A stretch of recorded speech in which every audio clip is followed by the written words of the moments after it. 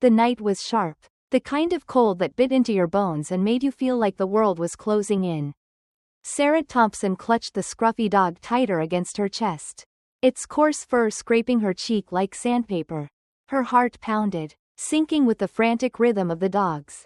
3 men circled her on the empty stretch of Oregon Highway. Their shadows stretching long under the flickering streetlight. Their laughter sliced through the air. Cruel and jagged. "Put the mutt down, darling," one of them sneered, his grin glinting with malice as he stepped closer. "Dogs can smell fear, and you're reeking of it." Sarah's legs felt like they were sinking into the asphalt. But her arms tightened around the trembling animal. Its warmth the only thing anchoring her. She wasn't scared of dogs. She was scared of men like these. Predators who saw a 22-year-old woman alone on a roadside and thought she was theirs to toy with. Her mouth opened to say something. Anything. To push them back. But before a word could escape, headlights slashed through the darkness. A black SUV rolled to a stop. Its engine humming low. A man stepped out, tall and broad-shouldered, his presence like a sudden shift in the air. He didn't shout or curse. He just fixed the 3 men with a stare. His voice steady as stone.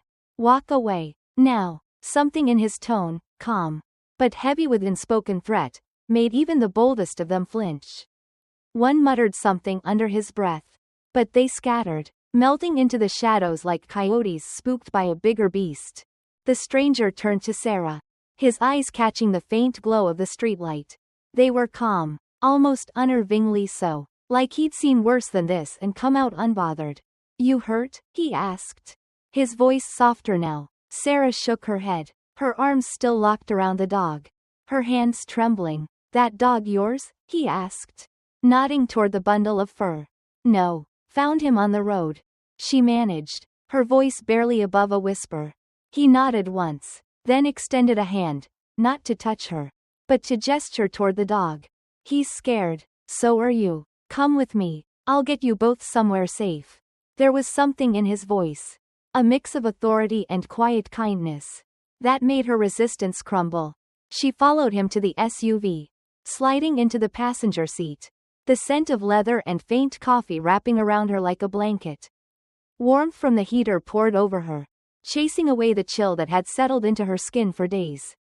Maybe weeks. They drove in silence for a while, the highway stretching out like a ribbon under the stars.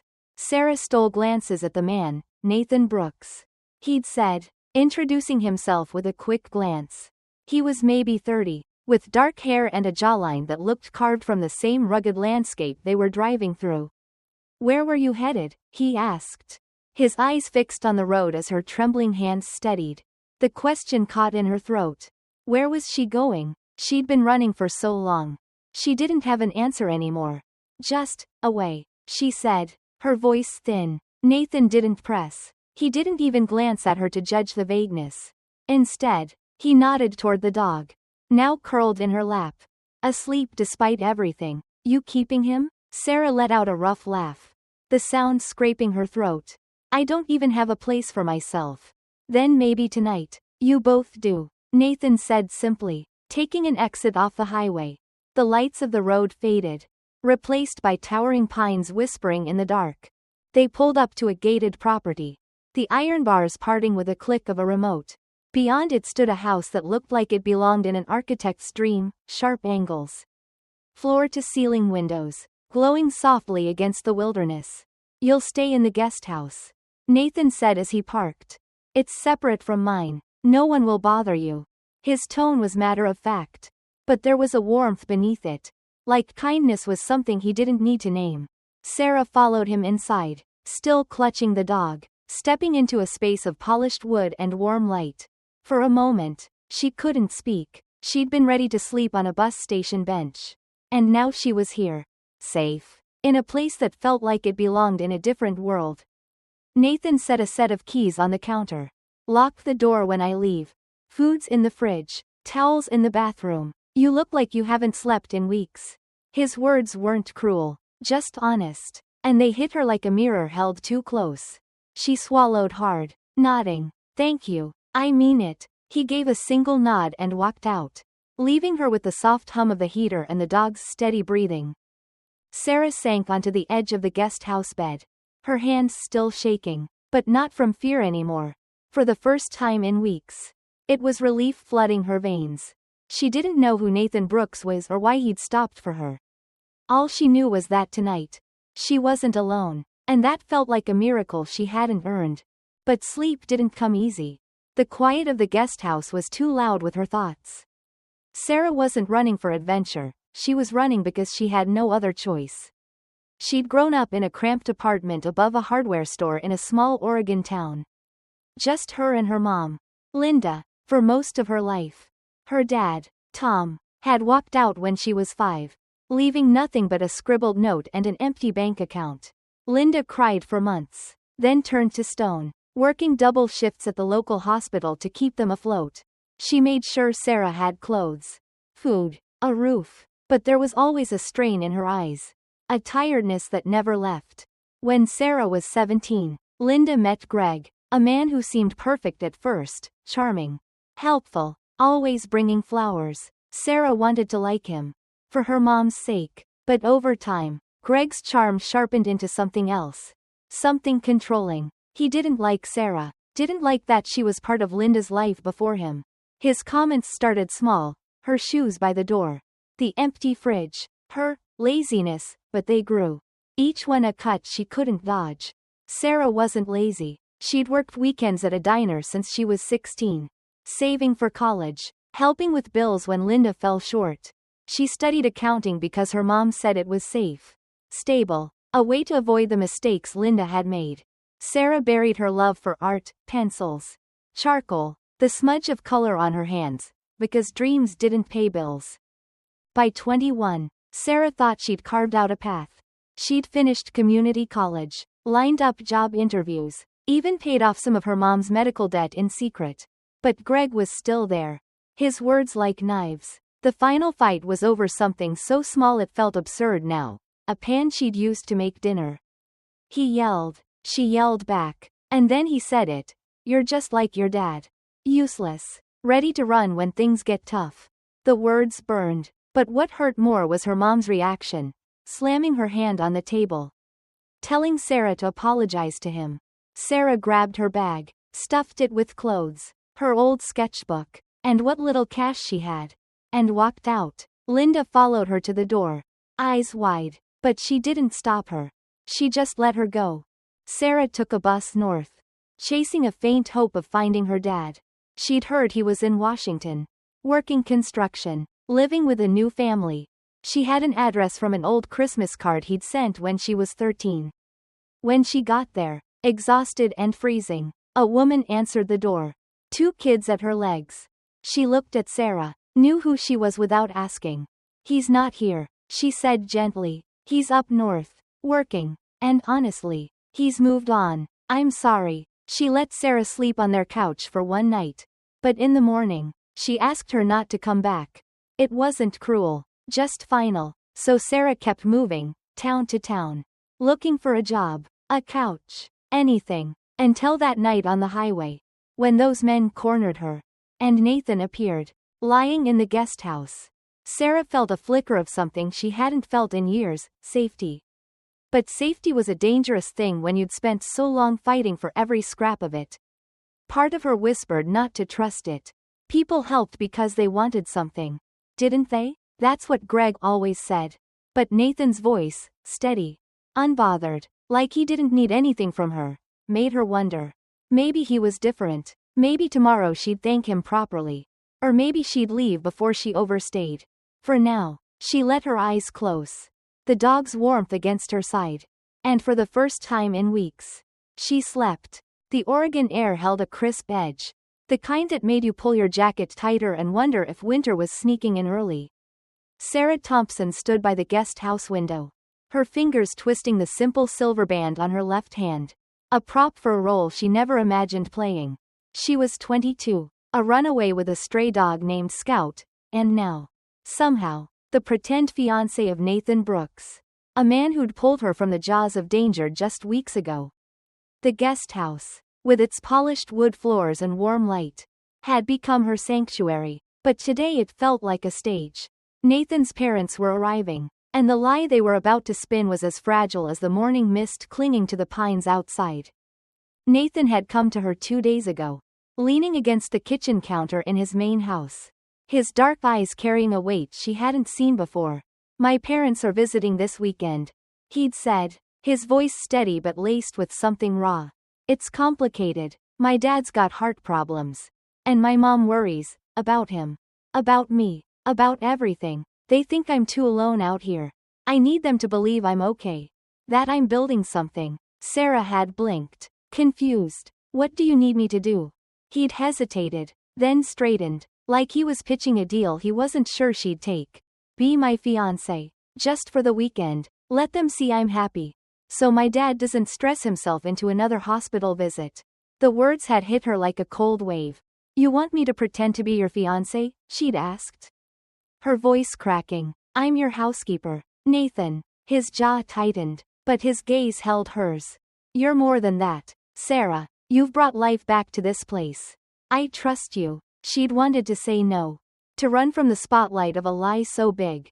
But the way he looked at her, vulnerable, like he was asking for more than a favor, made her nod. "Okay, but if this crashes, it's on you." Now, standing in a soft blue dress Nathan had picked out, Sarah felt like an actor in someone else's story. Scout tilted his head at her from the floor, his tail thumping as if to ask, "You sure about this?" "Not even a little," she whispered, managing a shaky smile. Nathan appeared in the doorway, freshly shaven, his usual flannel traded for a crisp button-down. He stopped, his eyes lingering on her just long enough to send heat rushing to her cheeks. "You look perfect," he said, then cleared his throat, adjusting his cuffs like he hadn't meant to let the words slip. Before she could respond, the crunch of tires on gravel announced his parents' arrival. A silver sedan pulled up, and out stepped Ellen Brooks, her kind eyes framed by a knitted scarf, and David Brooks, his silver hair catching the sunlight, his walk slow but deliberate. "Ready?" Nathan asked, his hand brushing hers. Sarah nodded, her pulse hammering as they stepped outside. "Mom, Dad, this is Sarah," Nathan said, his hand slipping into hers. Warm and steady. "My fiancé." Ellen's eyes widened, then softened into a joy so genuine it made Sarah's chest ache.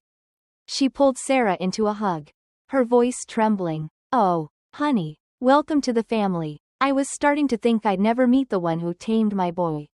Sarah laughed nervously, but Nathan's gentle squeeze of her hand felt like a silent "you're doing fine." David shook her hand, his grip firm despite his frail frame. "He's lucky," he said, nodding toward Nathan. "Don't let him forget it." The weekend unfolded like a dance Sarah hadn't rehearsed but somehow knew the steps to. They cooked together, Ellen sharing stories of Nathan's childhood, how he'd fallen out of a tree at 8. How he'd insisted on saving every stray cat in their coastal town. Sarah played her part, smiling, leaning into Nathan's arm when Ellen asked how they met, laughing at David's dry humor. But it wasn't all an act. The way Nathan looked at her, steady, warm, like she was more than a prop, made her heart stumble. By the second night, as they sat on the porch under a blanket of stars, Nathan handed her a mug of tea. "You were amazing today," he said softly. "They haven't smiled like this in years." "It's easy to like them," Sarah replied, cradling the mug. "They're good people." He nodded, quiet for a moment. "You remind me of what home used to feel like." The words landed like a spark, warm and dangerous, and for a moment, Sarah forgot they were pretending. But reality crashed in the next morning with the sound of tires on gravel. A sleek silver car pulled up, and out stepped Vanessa, a woman who looked like she'd walked off the pages of a fashion magazine. Tall, elegant, her heels clicking sharply against the stone walkway. She didn't belong in the quiet woods. She belonged in a city where people stared just to feel small. Nathan stiffened as she approached, his easy demeanor replaced by a guarded edge. Sarah watched from the kitchen, her hands buried in bread dough, as Vanessa's voice carried through the open window.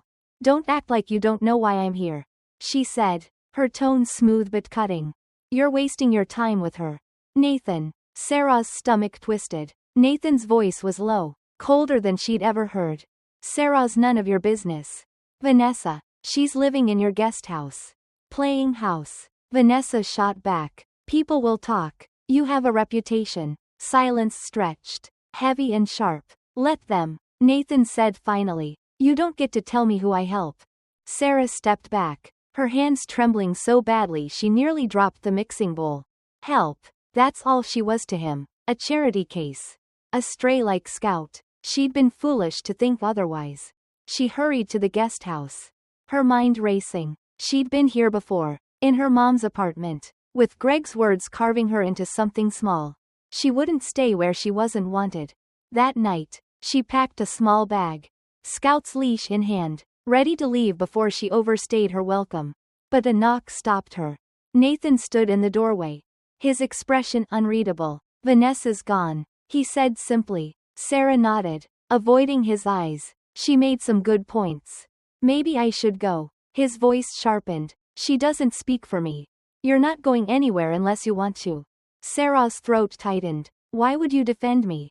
You barely know me. His gaze softened. Just a fraction. I know enough. You work hard. You don't take handouts. And you've brought life back to this place. Don't let her chase you out.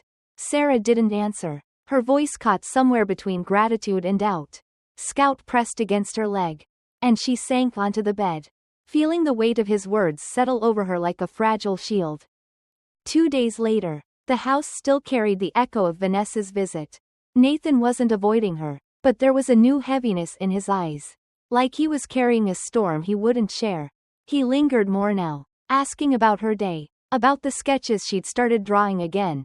Scout sleeping on the porch. The pines outside the guest house.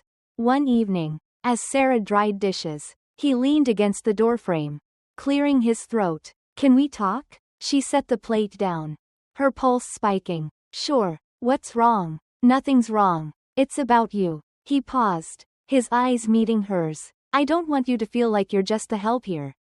I meant what I said. You've changed this place. And, you've changed me. Sarah's breath caught. Nathan, he stepped closer. His voice low and rough. When I asked you to pretend, it wasn't just for my parents. It was because I wanted to see what it felt like to have you beside me. Not as a lie, but as something real. Her heart pounded, a mix of fear and hope. Why would you care about someone like me? She whispered. He reached up, brushing a tear from her cheek with his thumb. Because you're stronger than you know. Sarah, you walked away from a life that hurt you. And you're still here, making beauty out of pain. You care about everything you touch. Even strays like me. She laughed through her tears. And he smiled, a soft, crooked grin that made her chest ache. Stay, he said quietly, not because I need help, but because I don't want this to end. The word was a lifeline, pulling her from the edge. She dropped Scout's leash, stepped closer, and nodded. Okay, I'll stay. Scout barked once, as if sealing the deal. And Nathan pulled her into his arms. Slow and certain, like he was afraid to break the moment. 3 months later, the guest house wasn't just a guest house, it was home. Sarah's clothes hung in the closet. Scout had a bed by the window. And her sketchbooks had multiplied, their pages filled with the life she was building. Nathan's parents visited often, Ellen slipping her homemade scarves and jars of peach jam. David teasing Nathan about finally growing up. They didn't see her as a pretender anymore. Because she wasn't. Neither was Nathan. They were learning each other. Navigating a love that felt like sunlight after a long rain. One crisp Saturday, Nathan told her to dress nicely. His grin hiding a secret. He drove her to a small building in town. The air thick with the scent of oil paints and paper. It was an art gallery, her art gallery. Nathan had shown her sketches to the owner weeks ago. Without her knowing, now they hung on the walls, Scout on the porch. The mist over the pines. Nathan's silhouette against the kitchen window. Sarah's throat tightened as people milled around, pointing out their favorites. You did this, she whispered, stunned. You deserve it, Nathan said, his hand warm on her shoulder. You gave this place life again. Let people see what you see. That afternoon, a woman bought one of her drawings. A simple sketch of the guest house. There's so much peace in it, she said. It feels like home. Home. The word used to scare Sarah. Like something that could vanish. Now it felt like roots sinking deep. Later, standing in front of a piece she'd finished for the opening, Nathan, his parents, Scout at their feet, she traced the frame. Her heart full. I'm done running, she said softly. Nathan slipped an arm around her, pressing a kiss to her head. Good, he murmured, because I wasn't planning to let you go.